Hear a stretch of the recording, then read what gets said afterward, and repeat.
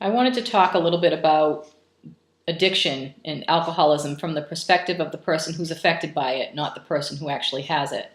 So, for family, friends, I know there's a lot of controversy as to whether or not addiction really is a disease, whether or not people are actually just bad people and they do bad things. And the reason why I believe wholeheartedly that it is a disease, beyond any research that's been done, is through my own experience. As the child of an addict, I experienced many things that I wouldn't wish on anybody. When I was 13, I was homeless for the first time, and I became that way because my mother went into detox and there was no place for us to go. So my sister and brother went into foster care, and as did I. But after a short time, I ran. And that became my pattern. I would run, and then I would be homeless, and I'd sleep on couches and in cars or wherever until I got tired of that, and I would call the Department of Social Services and ask them to place me. And they would place me, and I would stay for as long as I could handle it, as long as I could maintain feeling comfortable wherever I was placed or whatever. And then I would inevitably run again, and I would be homeless again. So during this time, I had a resentment against my mother because I thought if she really loved me, because she would tell me all the time that she did, but I believe that if she really loved me, that she wouldn't do these things, that she would be present and available, and she would be a mother to me. She would teach me things that mothers teach their little girls. Well, when I was 15, I got clean for the first time in my last foster home. And during that time, I started to learn a little bit about the disease of alcoholism, and I learned that it's threefold: physical, mental, and spiritual, that it's all-encompassing. The physical part is the physical compulsion where I can't stop once I start, and the mental obsession is where I can't think about anything else until I get what I need or know that I'm going to get what I need. And then the spiritual loss of values, where I'll do things like not take care of my kids, like my mother was unable to do. So I had a practical understanding of what it was, but I still didn't fully understand it, and I still had that resentment against my mother. When I was about 19, I was living in an apartment. I was a single mother of a 1.5-year-old. I had her when I was 17.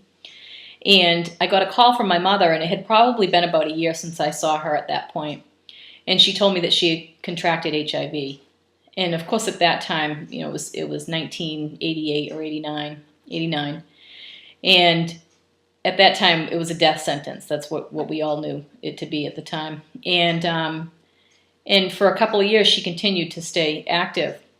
Now, I had relapsed, but she got clean around 1991, and I got clean right after that.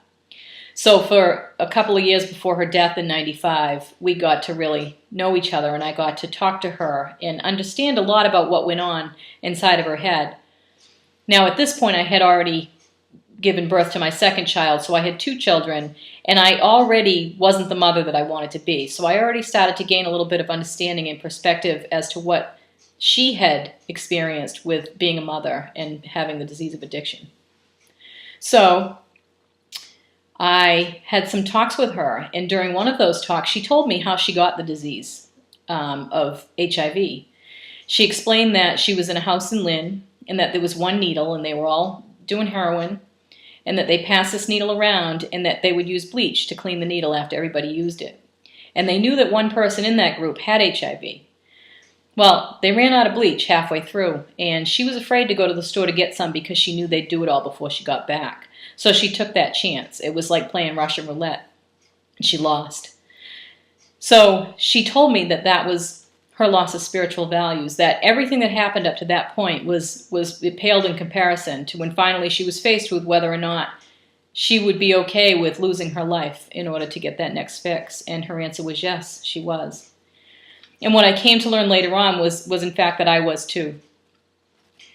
So what I have learned throughout the course of this illness and her death and the death of many others, too many for me to count, people that I've known and loved throughout my life, family members that have succumbed to alcoholism or drug addiction in one form or another, that this is in fact a disease, and that although people who are in the grips of it have accountability for the things they do, what they lack is responsibility. Because it's a disease of the mind, it centers in the mind, and it's so easy to say, you're a bad person, you did this. But when we really understand it, then we become able to help them. We become able to be part of the solution instead of being part of the problem.